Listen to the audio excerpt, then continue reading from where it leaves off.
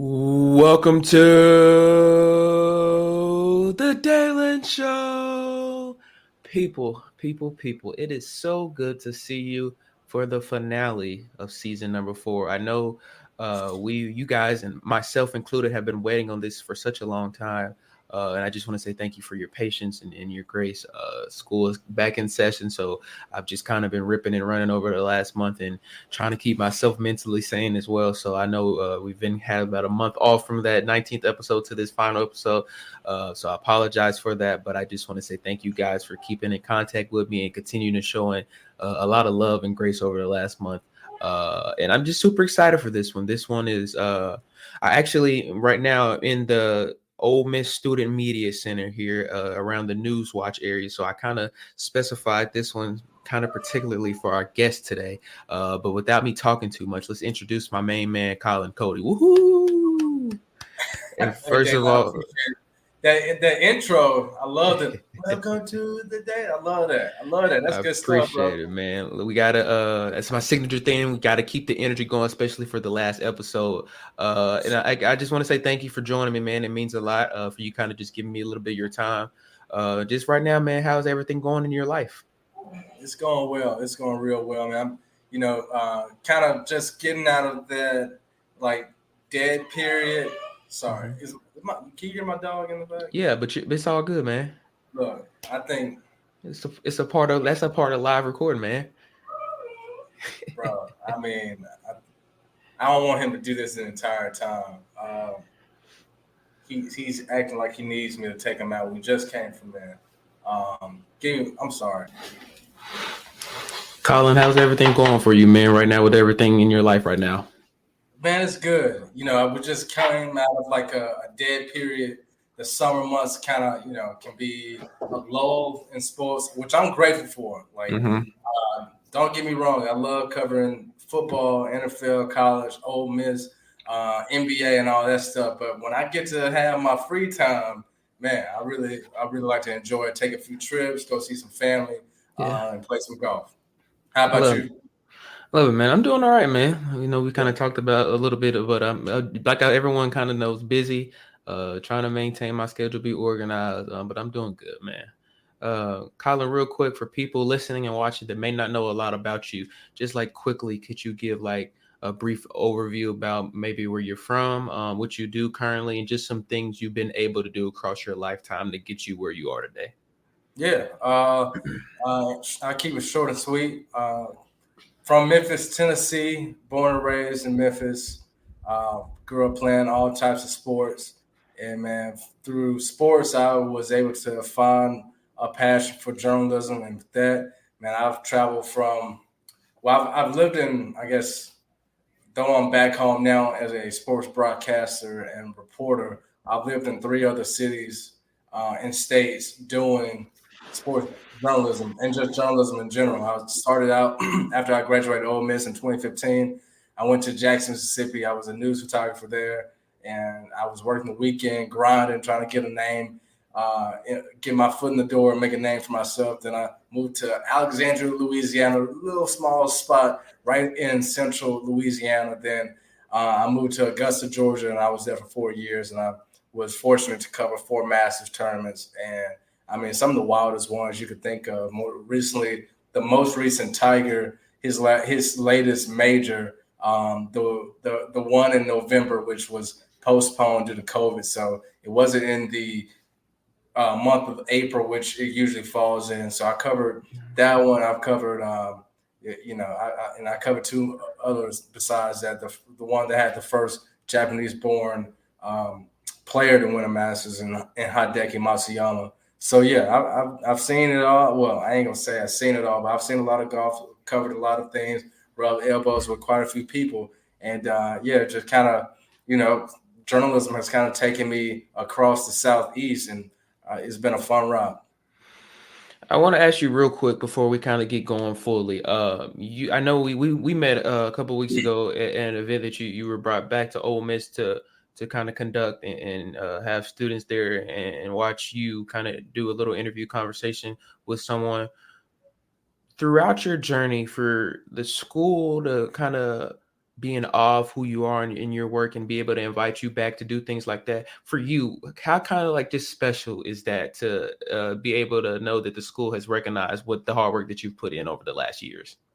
Man, it means a lot. I mean, it means a lot. I love what they're doing at the SMC, and what it meant for me. As a student that came in at Ole Miss, and I mean, I bounced around two majors prior to picking Mm-hmm. journalism, and I'm not gonna say it was easy once I decided to go in the journalism route. But I had some amazing professors that helped coach me and teach me up. Didn't feel like I was, you know, gonna do well in this profession. And also, I had a lot of good people who I call friends and colleagues now, like Yeah. that were, let's say, top of the class. And um, I'm the type of person. I mean, I don't necessarily need the recognition, but when I'm Mm-hmm. seeing other people, shine and get their uh, accolades and everything, it's just gonna push me even more. So, I didn't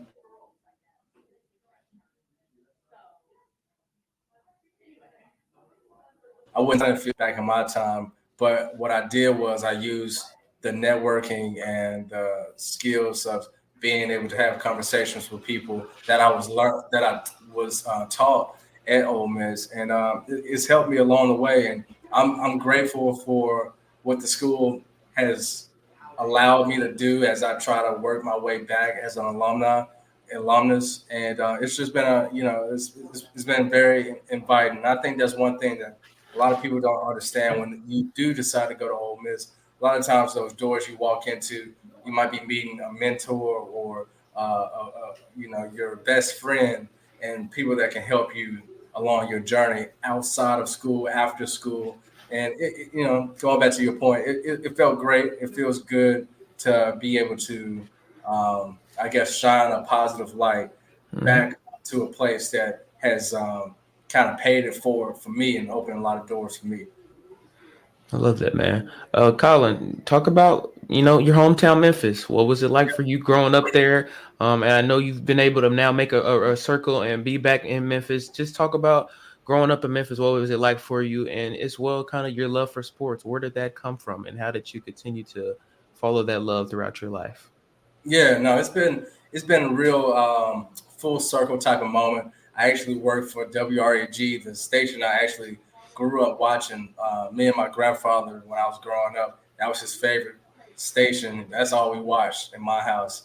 We would watch that, then 60 Minutes, then he'll go back to watch the news at 6, then all of a sudden we watched Entertainment Tonight.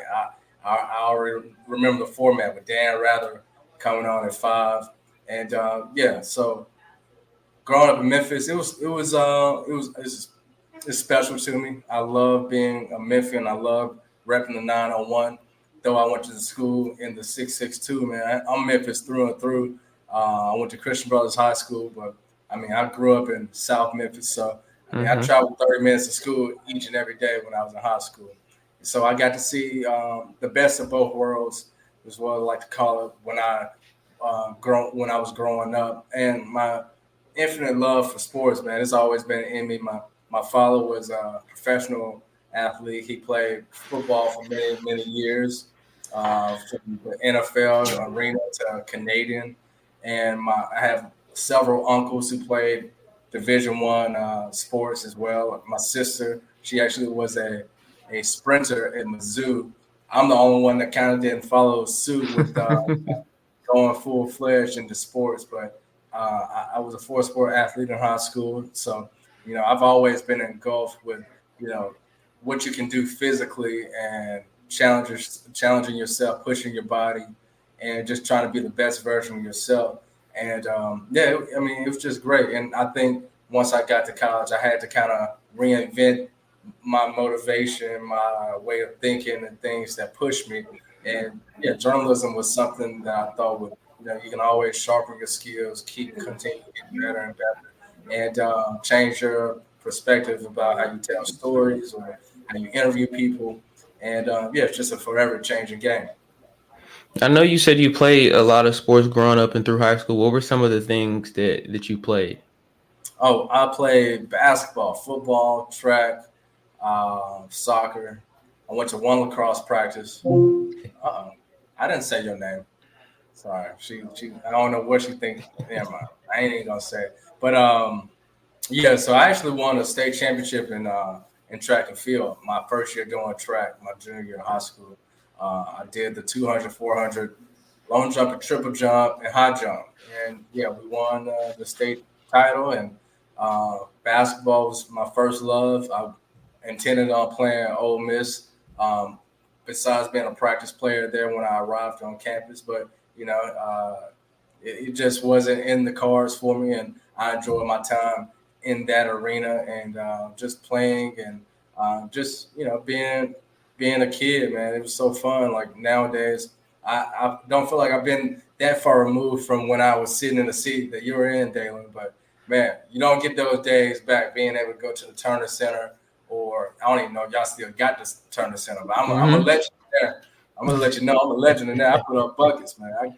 They got a plaque on the wall with my name and some ankles attached to it as well. But yeah, I used to have a lot of fun.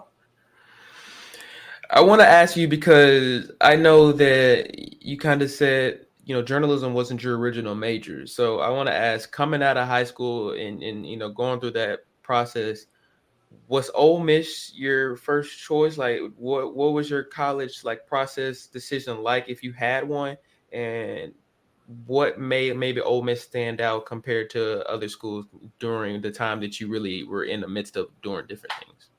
Yeah, that's a really good question. I remember the days of my senior year, and everybody's like really, you know, they know where they want to go. They always know, and I did too at one point in my life.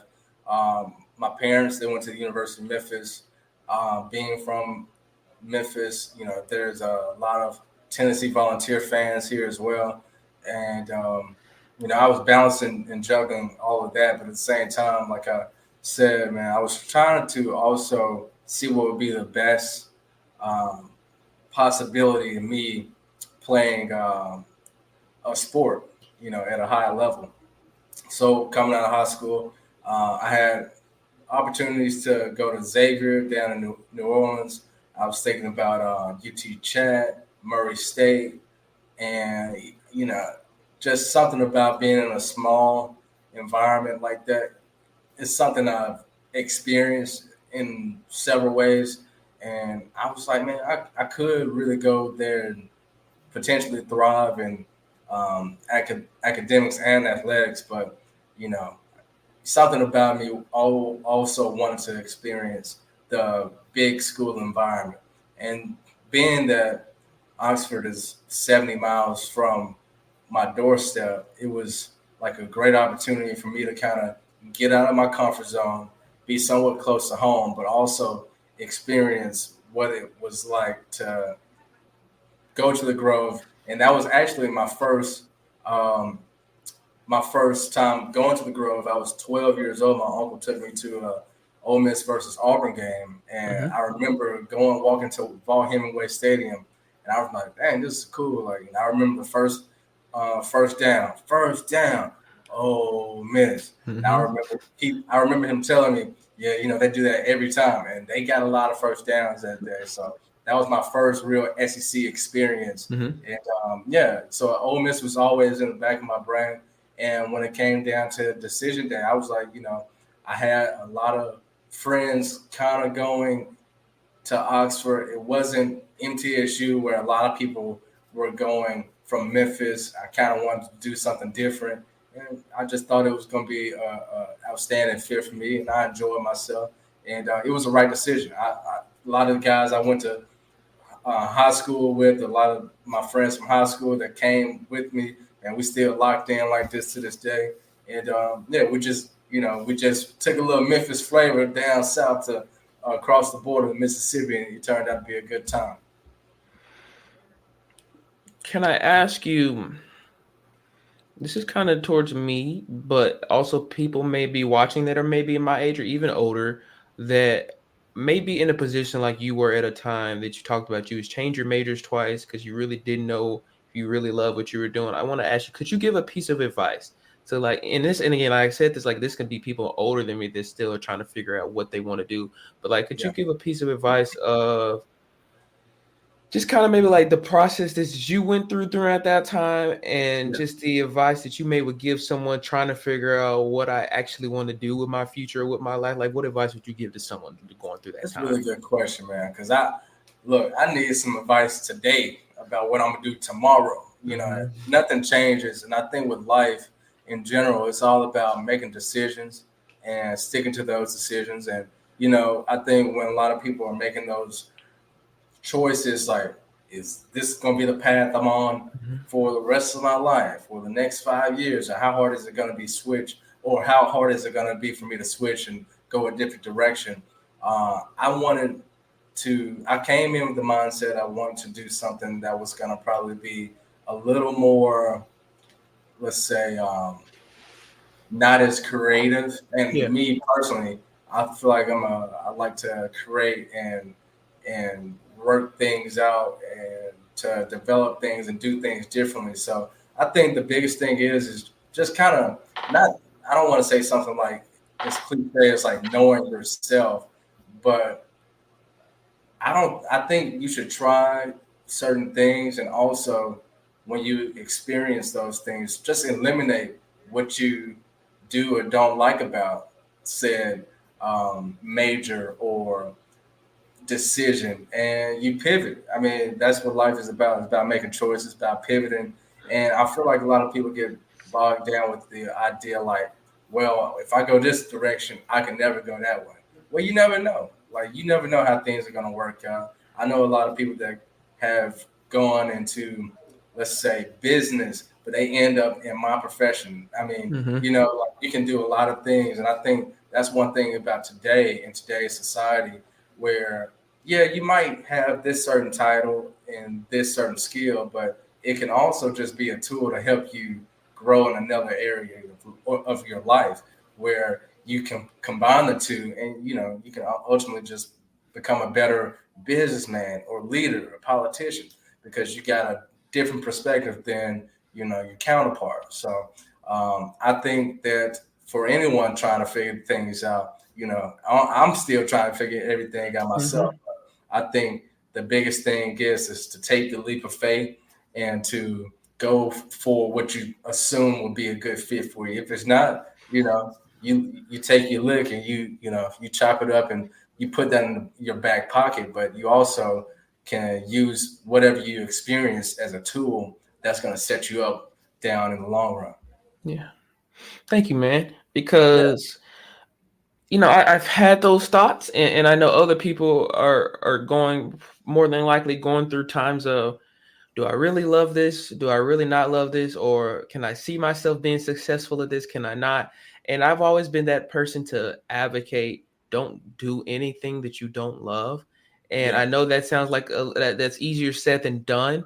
But I've always just been really big on that. And and it's weird too. And I guess we can kind of talk about this too, because college is like, it's weird. And I say this speaking from experiences, you'll take classes, sometimes even in your major, that you're like, I really don't like this I class. don't like this class.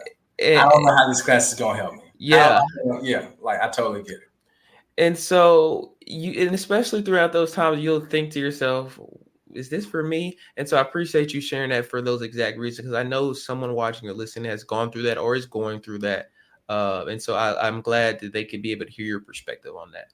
Yeah. Um, Yeah, I mean, I think, like you said, you got to do what you love, man. But you also have to find a lot of times what you love. And I feel like one of the reasons and one of the stories I can tell you really quick about how I knew journalism was gonna be for me. I mean, mhm. it was not all sunshine when I first knocked on the door and was like, "Hey, let me sign up for these classes." Yeah. Man, I had not FOMO. Well, I definitely had some FOMO.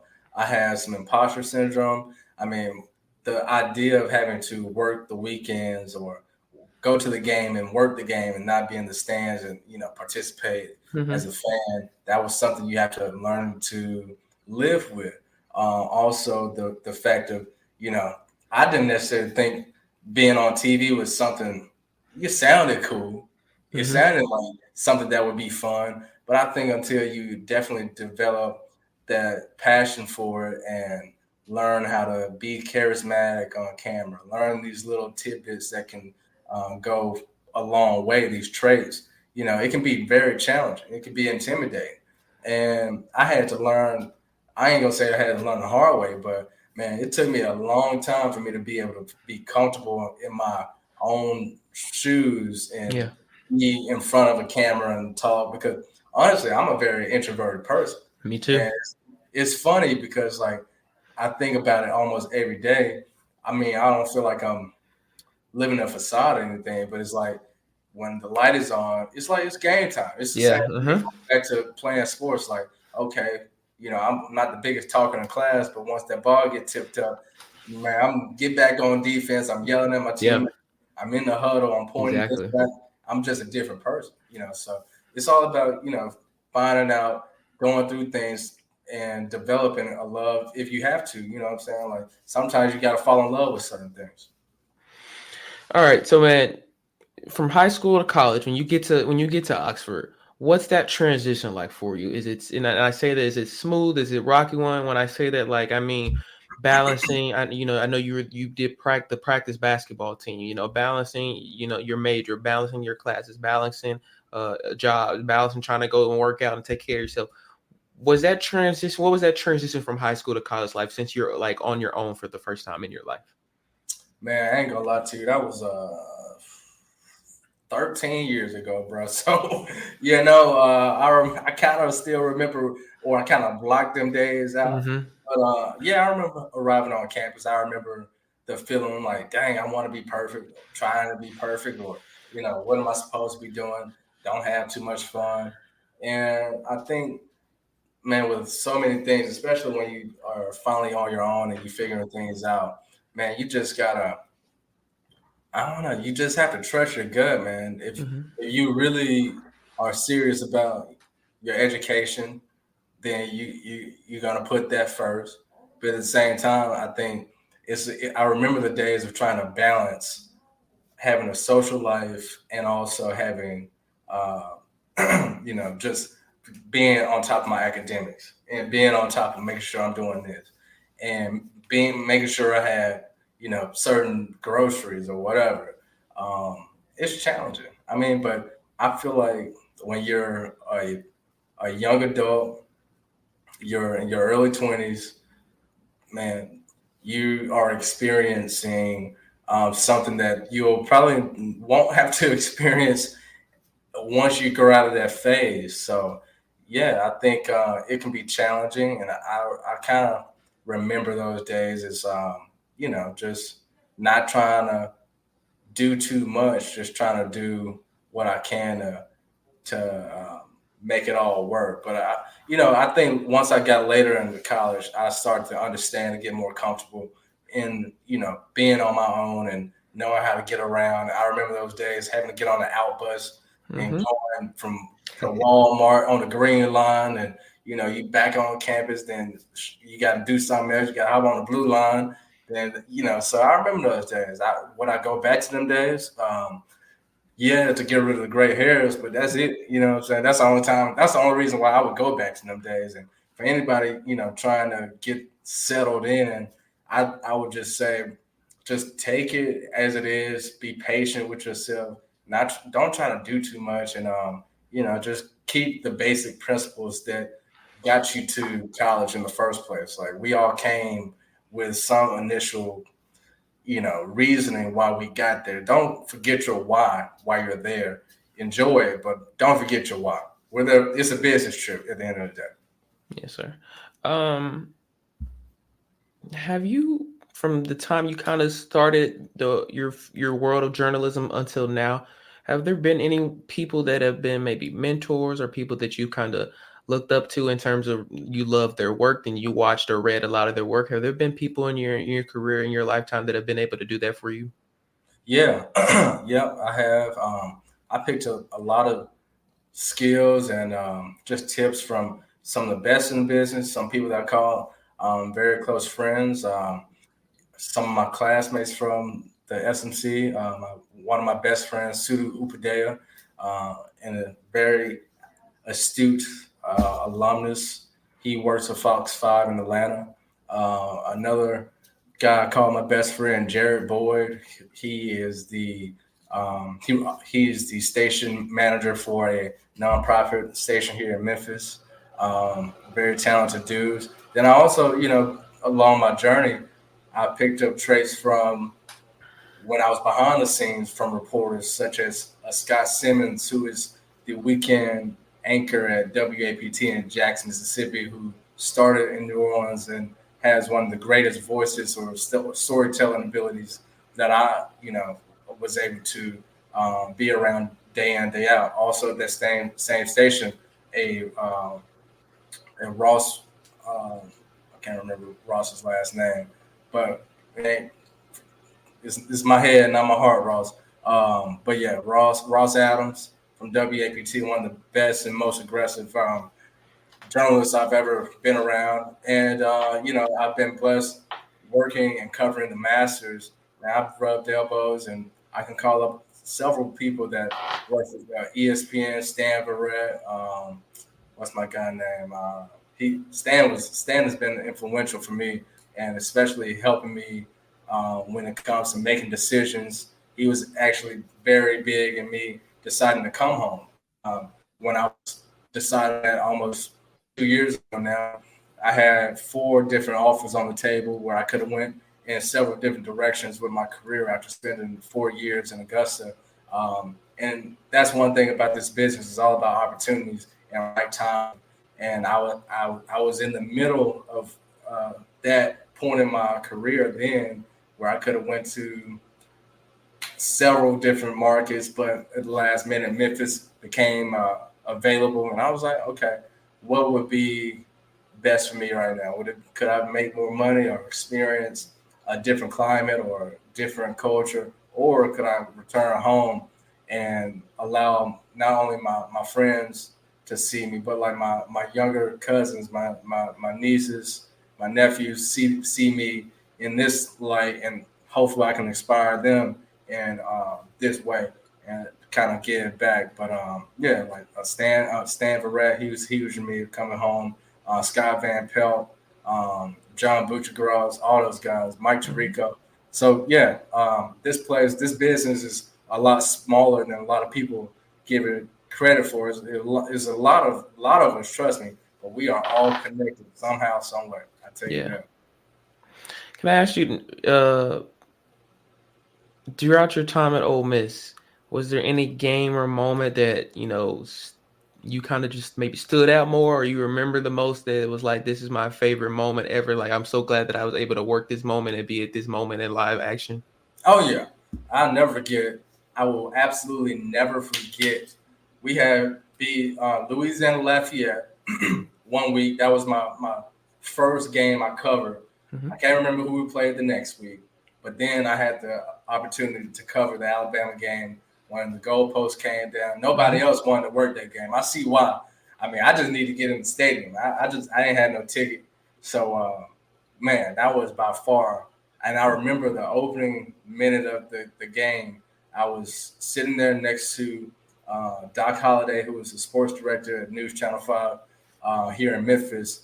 And he and I, we didn't know each other. And we were kind of talking back and forth. Turns out he was my dad's college teammate. We had no idea. And right after that, a Memphian, Mark Dotson, returned the opening kickoff. I want to say 80+ yards, put Ole Miss in great field position. And from then, we were like, okay, this game just feels a little different. Like, it just felt different.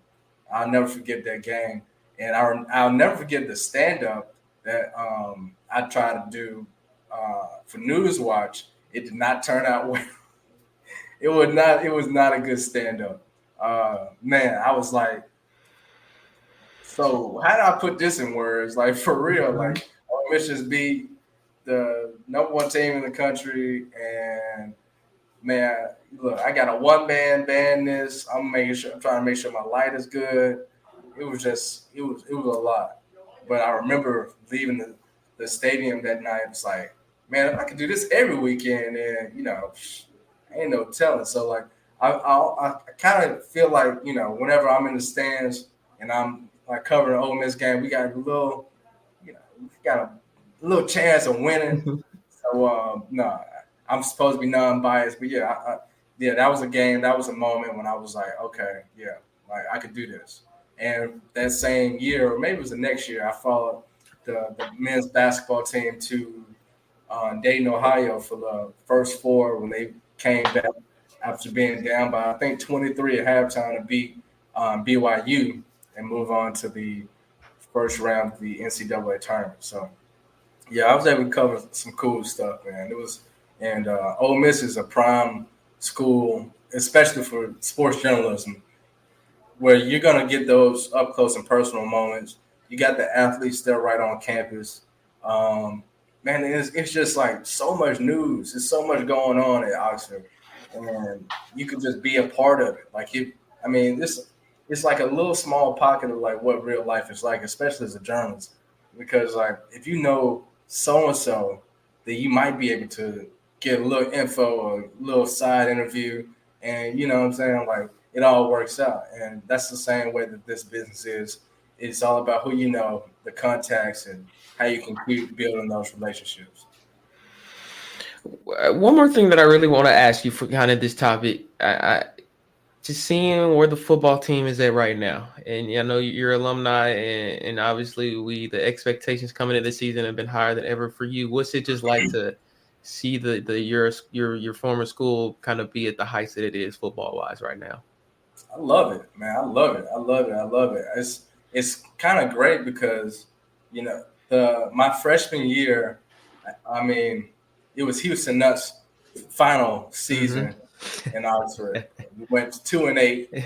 And I remember sitting in the stands. I'm like, bro, I came here for what? I mean, I thought, I don't know. I just didn't know what I was getting myself into. Then, the Hugh Freeze era started. Then we were rolling. And I remember we were just hot. And I remember just, it was cool. Like, I got to become friends with quite a few of those guys. Then you had so much talent already in Oxford. So it's kind of funny because obviously DK, he was a little after me. But with him being from Oxford, him being close and staying home, that was cool. Now we got the same thing with JJ Pegues Mm-hmm. and another Oxford kid. So no, it's very similar seeing the program where it is to where it was when I was there. And this year, man, they look so good. I mean, the defense looks just as good as it was when I was in school. With you had Robert Kendici and all those guys. What's his name? I can't think of his name. What's my guy name? Can't think of his name. Made an interception against Alabama, but yeah, the defense just looks outstanding. I just read today that it's the first time in SEC history that a school has scored like I think 150 plus points and only given up 9 or less than 10 through 3 games. I mean, yeah, we look good. And I'm really happy what Lane Kiffin has brought to Oxford. And yeah, it's. I mean, I can only imagine. I hadn't been to a game this year, and I hope to get down there for the Georgia game. But no, Ole Miss football, y'all in store for a good season if they stay hot. I want to ask you, man. I know you got some referee experience, Yeah, some how you basketball know about referee experience. I do my research, man. You know I got to be prepared, man. it? So I just want to, because I come from a family of some referees back home, and my family has, and they trying to train me now to do some refereeing as well. So I just want to ask you, just talk about your referee experience, man, and kind of what it allowed you to maybe like travel and do some referee games. What was that? What was refereeing like for you, man? Man, Dalen, you got some scoop on me, man. I need to be careful around you. Hold on. Nah, but honestly, doing doing the refing, the officiating, man, it was fun. Especially, so I started doing that right around the time where I got into journalism. So for me, it was like, okay, how can I help this translate? Because I know sports already, and how can I help understand better about what's going on in the Hmm. moment? And as you know, you got a family full of referees.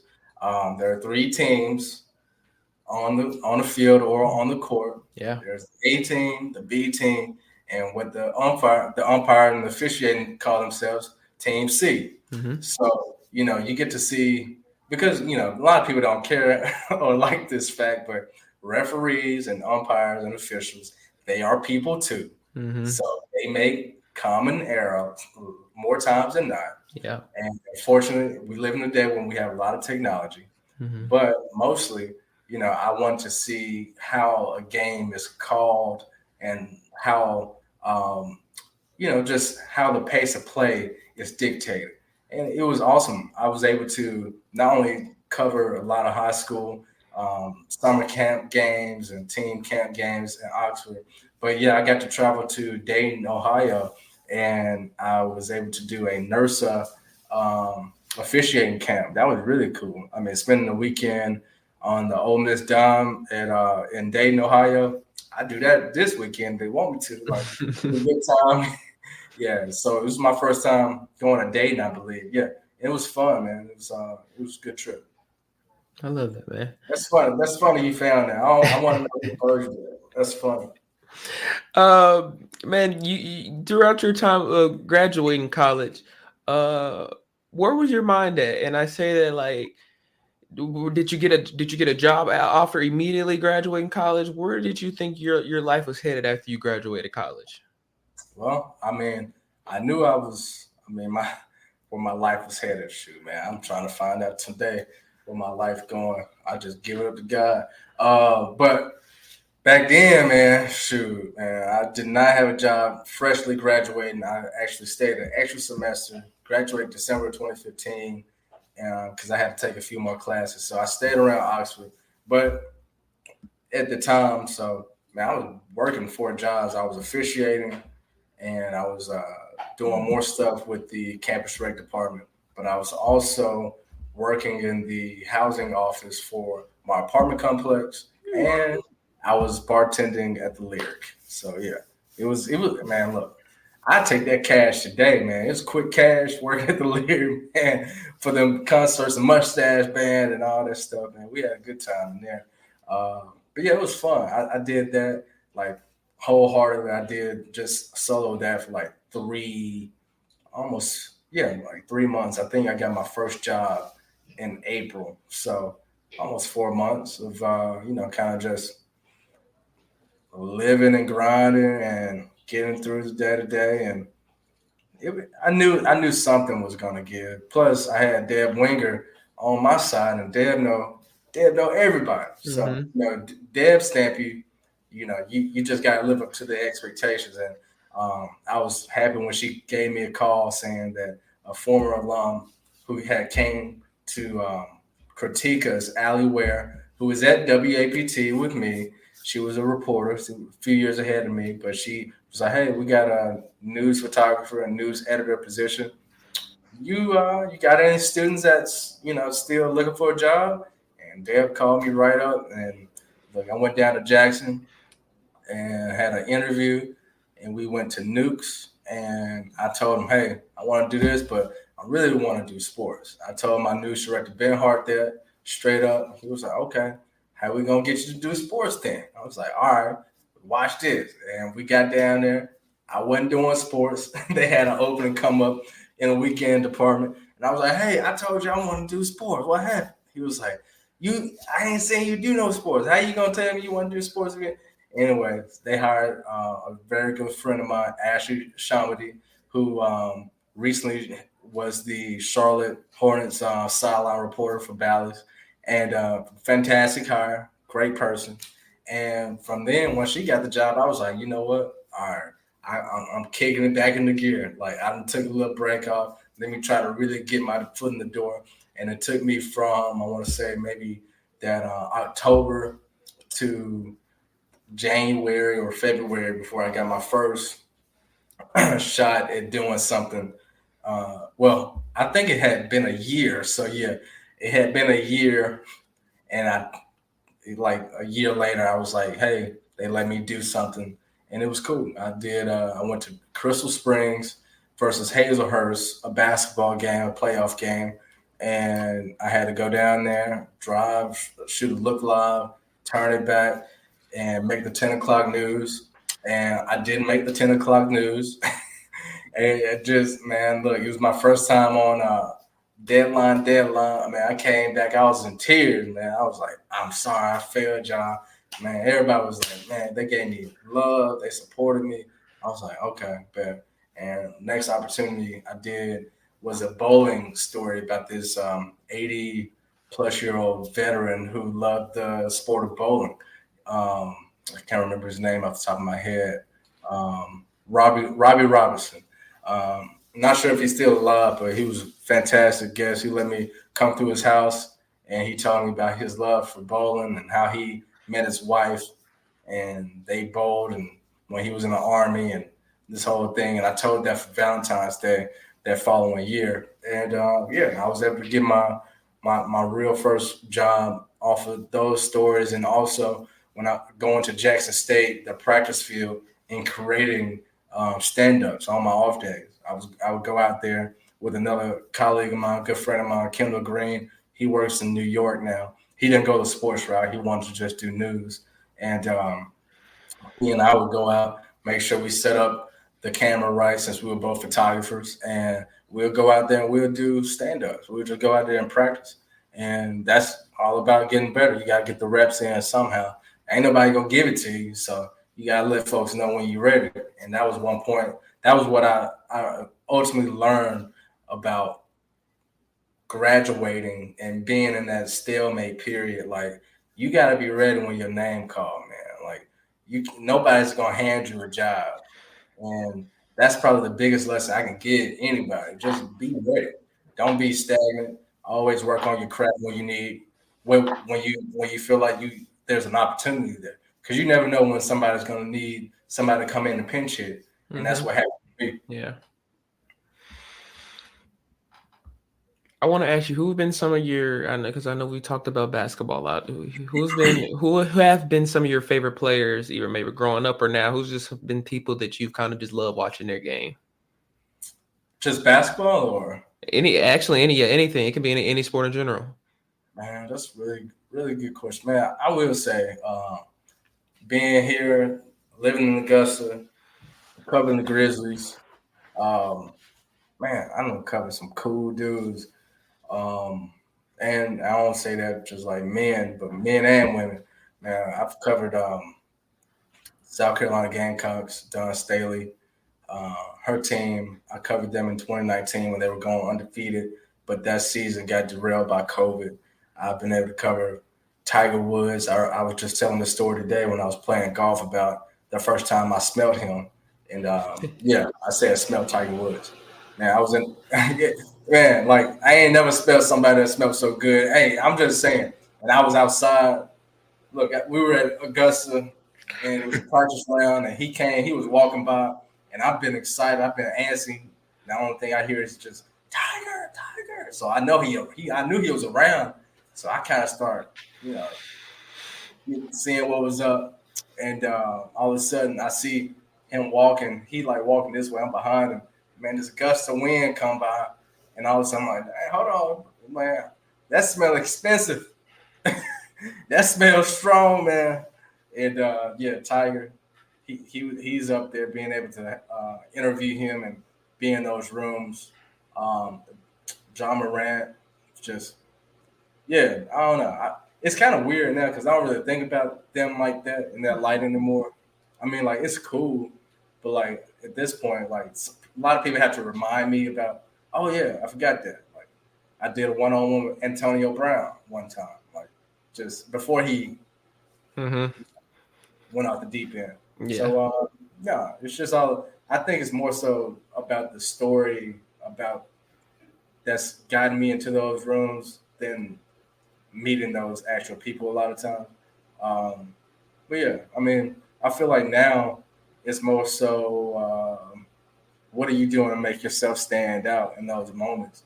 And it's just about as much as me as it is for them. Like a lot of times people put athletes on these pedestals where they seem like a figure, what they are. Trust me, they have a huge following. They make a lot of money to do it. But at the same time, they people. And I feel like a lot of people forget a lot of times that these are regular breathing people that are alive, and they're gonna die just like you and I. So I think a lot of people put a lot of too much into that. So I don't know. That's just my take on it. I'm big on music, man, and so I love to ask, just kind of like other people's musical tastes. So, who are some of the people like you just listen to on a day to day? Maybe your favorite artists. What are some of your favorite songs? Are you more diverse music person? Like, what's your music taste like? Pretty diverse, man. I'm first off, I've been on the '70s soul for a minute now. I listen to a lot of Stax music. Mm-hmm. Uh, Keep It Home. Love Isaac Hayes. Love Betty Wright. No Pain, No Gain. I like that good old cookout music. Then I go with some classic rock too. I like some Led Zeppelin sometimes. Some Steely Dan. Then I can switch it over to Lil Baby and Gunna. So I like it all. I like it all. Um, Going through your journey, because I know I know this, and because doing my research, and you've talked about it. You've been into Jackson, you've been in Louisiana, you've been in Georgia.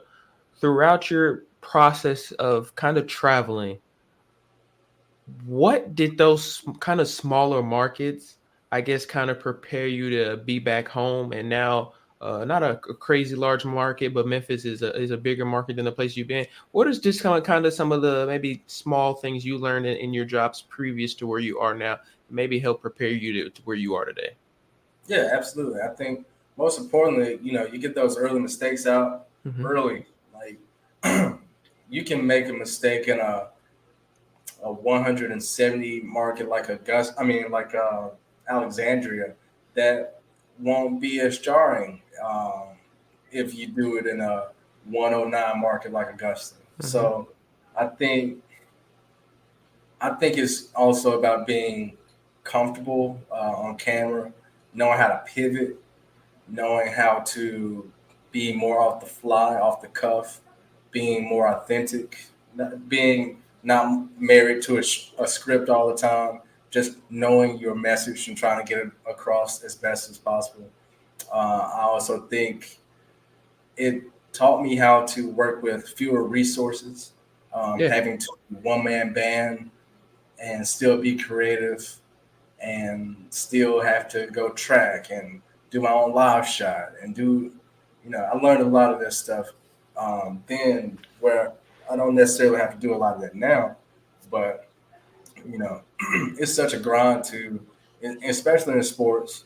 A lot of times it's a huge grind to get your foot in the door, make those mistakes, and also from there figure out what can I put on tape that is going to be a version of myself that's better than how I came here, and who is going to want this product in their market.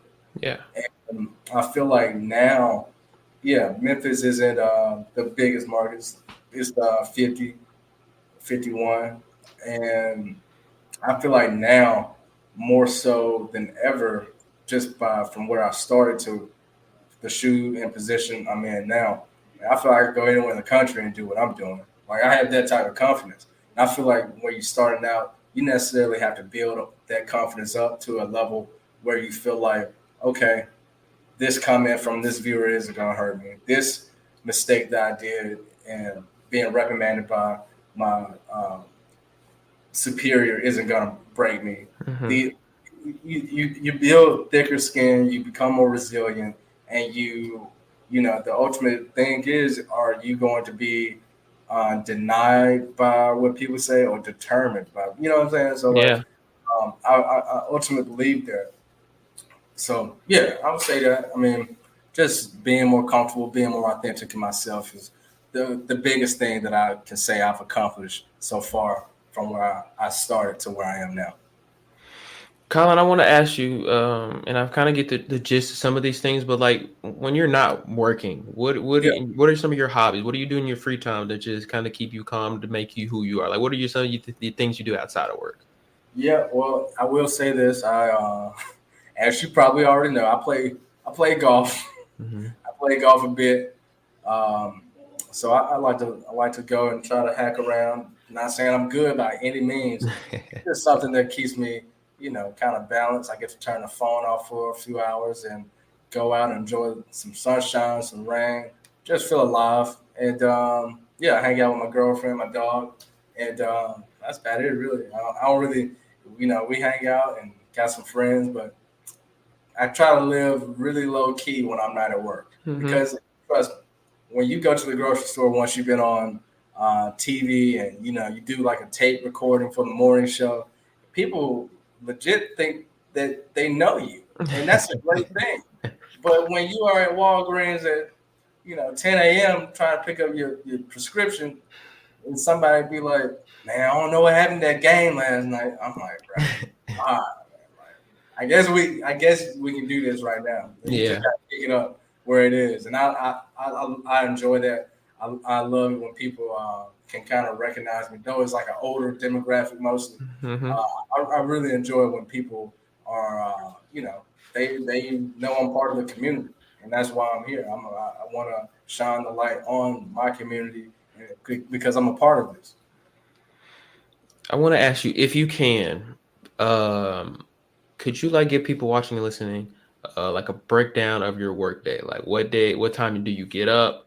What goes maybe into your process of preparing for work? What time do you get to the studio? What do you do when you're at the studio? Like when do you get home? Like if you could, like what's like a typical day for you? Yeah. Well, one reason why I got into this business because no 2 days are the same, but mostly when I'm, let's say, you mean like if I'm anchoring or if I'm reporting because they're two different days. If you're anchoring. Okay, anchor day for me, I'll probably get up about I don't know about 6:45, 6:30. Take the dog out. We walk around about 15 plus minutes or so. Then, depending on how tired I am, I might try to crash for an hour or so. But then I like to go to the gym. I like to get to the gym about like 10:30. Spend at least an hour, hour and a half in there. So get out of there about noon. Try to make me something to eat. Then I try to get to work about 3 or 2:45 ish. So get myself about a 2 hour. Like all right, Mm-hmm. level yourself. Then at work, I arrive. Obviously, well, throughout the day, I'm always on the phone. I'm always checking the Twitter, Facebook, Instagram, trying to see if I missed something, my email, and from hopefully by the time I arrive at work, I have some type of idea of what I'm going to put in my 6 o'clock show. So I give myself about 3 to 2.5 hours that I stack a show and I build my rundown and also write my scripts. I slate my video, and yeah, and about I'll say 5:45, I'm going over my words, making sure nothing's misspelled, and by 6:18, 6:20, I'm live for 2.5 minutes of content, 2 minutes and 45 seconds actually. Close at the 6 o'clock show at 6:27. From then, I go and grab me some dinner. I might come home, pick me up a sandwich. Might well, yeah, I'll go back to the station and I'll build a new rundown with new material. And that's for the 10 o'clock show. And off the set at 10:31, 10:32, come home. Then I'm walking the dog, then getting ready for bed and probably sleep by 1. So, I try to pack my day with a lot of things. Yeah. And trust me, a game day with the Grizzlies is even more interesting because they got shoot around at 10:30 a.m. So I'm there at FedEx Forum at 10 o'clock. So from there, let's say they're done at 12, and I try to work out about an hour, get to work about 2:30, write my script for my 6 o'clock live hit, put the video and all the elements I need in there, then go live, watch the game, send highlights back to the studio.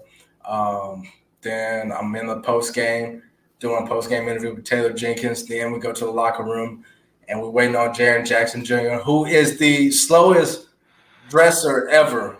Jaron had us waiting an hour uh, just so he can be fresh and still be putting on lotion. I'm like, bro, hurry up. Anyway, yeah, so I leave FedEx Forum probably about 11. and yeah, and then I come home, take the dog out, and yeah, so yeah, every day is different, but there's a lot of fun things that's Hmm. mixed in. Thank you for sharing that. That's interesting. I love to hear that because it kind of gives myself and people listening a more dynamic of what you do when goes into your Oh, day. So thank you for that. no I problem. want to ask you, and you may or may not have an answer to this, and that's okay if you don't. But do you have an end goal? Like, is there somewhere that you want to be or something you specifically want to do, at a certain point in your life? Do you have a goal that you like essentially want to be at one point in your life? In this career, Yes, sir. well, I mean, I think when I started out early, it was always ESPN or nothing. Mm-hmm. Well, that's not necessarily the case. I feel like the more I've done this, and the more I've enjoyed doing it. It's all about community. That's why we do it, is for a community. It's not necessarily about just being on TV. I mean, that's a huge caveat to it, but at the same time, I think what we do as beacons of our community, we get to shine light on a lot of people that might not necessarily have the opportunity to, be on TV, or especially from on the prep level. A lot of times, a lot of young athletes, man, they just looking forward to seeing their name in the paper or on the news, and they can have something to make their parents and their grandparents proud of. And I enjoy that aspect of it. I mean, I would still love to do ESPN, or go to a certain market, I guess. But right now, man, I've learned on my journey, um, to when you it's like I said earlier, it's all about opportunity and timing a lot of time. And a lot of people think it's mostly that they don't have the talent. That's not always the case. A lot of Mm-hmm. times it just doesn't line up that way. So man, I've become a person who is so much an advocate for being where your feet are. That's the most important thing. You can't have one job and necessarily just be down in the dumps because you didn't get this call up, or they didn't consider you for this position. Man, a lot of times it's just so hard to already be in your position, as if with young journalists like yourself coming up, with things moving towards a more digital side of things. The local TV or regional television jobs, it's challenging, and they aren't always going to be there because things are changing constantly. So I think more so just being grateful where I am now, and if certain things open up, I listen to it. But right now, I couldn't ask for a better spot to be in. Got my family in the backyard. I got got my family, my friends, and I get to cover some teams and sports that I grew up watching. So yeah, I think that's mostly what I'm happy for right now. I'm just happy to be where I'm at. Okay, I love that, man. Dinner with five people, dead or alive, who would it be? Dinner, five people, dead or alive. Okay. Whew. All right. You caught me off guard there. Man, that's a good one. Hmm. I'm gonna say, all right. Let's see what I got. Michael Jackson. That's one. Then I'm gonna say, um, Walter Payton. Okay, I'm gonna say, Michael Walter. hmm,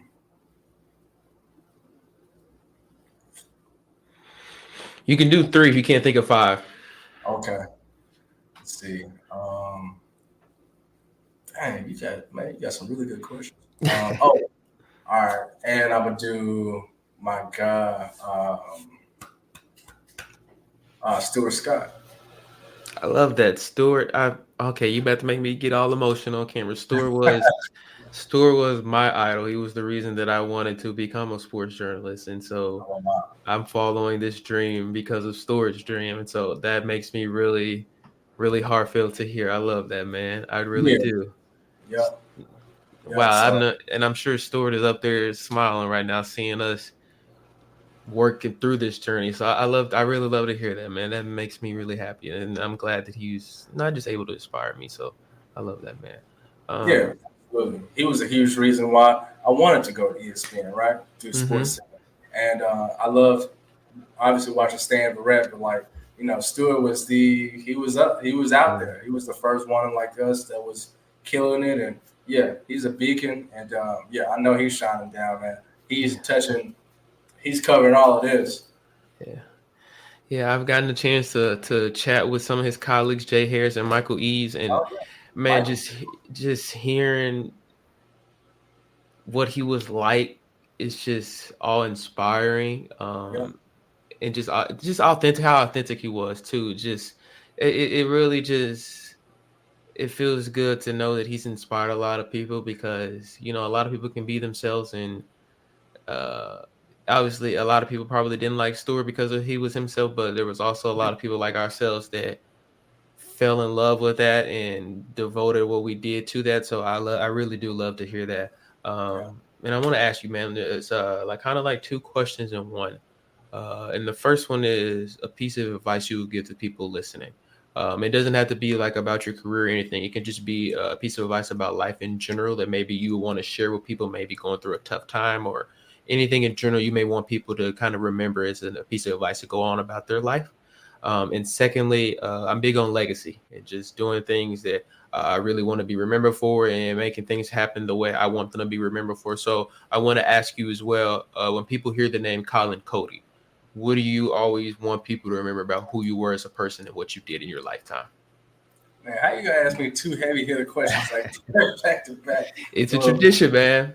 all right. Well, 1A, I'm gonna say, yeah, I think something that my dad has always told me, especially going through a tough time, a good time, take it one day at a time. That's all you Hmm. can do.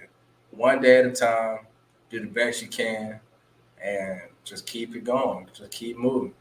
If it's hard or not, you just gotta, take it one day, 1 minute, and just perseverance. And the second part, I'm gonna go to something my mother has always told me. Man, since I was a little kid, my mom has always poured into me words of encouragement and something that will always stick with me. She would tell me, "Only thing you got in this world, or whatever, and the only thing you got in this world is your name. So people, you ain't gonna take nothing else with you, but like how you, like you're saying exactly, how you treat people, how you Hmm. act, how you control your emotions. Um, that's the only thing people will ultimately remember you by. So I like to live my life, not necessarily like. Like live my life like I'm some type of person that has to be careful, but like I just want to be authentically me. I also want to leave this world, like you said, in a better way than I found it. And what that means is ultimately, I mean, if that is being a good neighbor, a good son, a good, um, you know, brother, good whoever. I just want to make this time on this little amount of time that we get out here. I want to make it as meaningful as I can for the people around me and those who I'm blessed to come in contact with. So that's mainly my whole thing, man. Just try to make the most out of everything, every moment, and take it one day at a time. That's it. I love that, man. Thank you so much for sharing that. And that's usually like the last question I ask, but I want to try something with you for the first time ever, and it's gonna be so the last episode of season 4. I want to try. I really don't know what I'm gonna call it. I'm gonna say like quick hitters for right now, but I just want to ask you like a few quick questions and like Okay, just like the first thing that comes to your mind. I just want that answer. Okay. I got you. All right. So, first question I want to ask you is if you can travel to anywhere in the world outside of the US and live there for the rest of your life, where would you live? Hawaii. I mean, Okay. I know it's not outside the U.S., but you know what I'm Uh-huh. saying. It is technically. It Dream take car. 8 hours to get there. It take 4 hours to fly there from Los Angeles. That is not the United States. Dream car. Dream car. Ooh, 64 Corvette. Ooh, okay. I like that. Uh, if you could catch a flight with one person and you had to jump out that flight because the flight was crashing, who would you take with you? Are we gonna live? Mm-hmm. I guess I'm gonna say my girlfriend. Okay. Yeah. You can only eat one food for the rest of your life. What would you eat? Ooh. I would say like some type of cookie or brownie, but like let's be honest, that's gonna make my teeth hurt. So I'm gonna say pizza for sure. Okay. Favorite video game growing up? Ooh, man, I would say 2K, but nah, I ain't even gonna go that way. I'm gonna say uh, Def Jam Vendetta, fight for your life or something like that. I like that. Yeah, That's old school. Okay. yeah. No. I'm going Street Volume 2. Okay. Oh, I like that. I like And that one. shoot, Okay. yeah. What's one thing that you're not good at that you wish you were good at? Golf, easy. I like that. One last thing, man. If you could only do one thing differently in your career, what would it be, if anything? What do you mean different? Like, would you maybe have taken a different job? Maybe Mm. done something maybe like instead of doing specifying your time on this thing, you maybe done something else. That's what I kind of mean, if that makes sense. I wouldn't do anything different. I'm right where I'm supposed to be. All right, You man. know? I appreciate you, Colin. I've enjoyed having the chance to talk with you, man. Learn about you, laugh a little bit with you. It's really been a pleasure of mine to have you on, and I thank you so much for giving me some of your time to be able to share your story, share your journey, and have a conversation with you as well, man. Hey, Jalen, I'm thankful that you asked me, man, and you're gonna go far. I really appreciate the conversation, the questions you asked. You're a really good host, great moderator, great pace to this interview. You did an outstanding job. This is only the beginning for you, and I can't wait to see where the Dalen show goes. You know what I'm saying? You're going far. I appreciate that so much, man. Look, just want to say again, thank you so much for joining me. Like I say that a lot, and I say that to everyone that's been a part of the show. But like you guys don't have to do this, and so like it truly means a lot for me for you guys to do it and just kind of be as authentic as you have been and be as real and honest as you have been because you don't have to be. So I truly just mean thank you for that because it gives my dream hope and it gives other people a chance to learn and listen and laugh as well. So thank you again. And to people, thank you. Like we started season 4 at the end of January. Now it is here in time for me to say goodbye once again. Again, I take some months off in between seasons. I do not know when season 5 will be back. But hopefully I will get it in store and ready for you guys as soon as possible.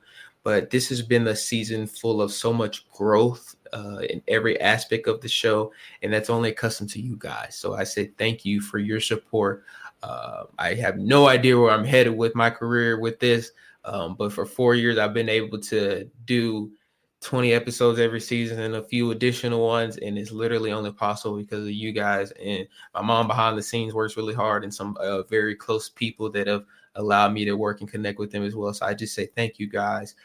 This 4th season has been incredible to just do what I love, but also kind of reach out. Like we've done so many people outside of sports this season. And that's just been very monumental to my heart because that was something I incited, taking that year off from year 3 to season 3 to season 4 to just build. So thank you guys so much. I really, truly hope that you guys are taking care of yourself and are loving yourselves because don't do anything when you're not okay. You need to take care of yourselves before you can also go and try and do anything else. And so if you're not, learn how to take care of yourselves and balance that if you can. So I thank you guys again, and I hope nothing but blessings, love, and happiness on you guys' life. And it's you as well, Colin. I wish the best on everything else that you continue to do in your endeavors, man. Thank you so much. No problem. Likewise, my guy. I, Likewise. I appreciate it, man. Take care, you guys. Hopefully I'll see you guys soon. All love, everyone.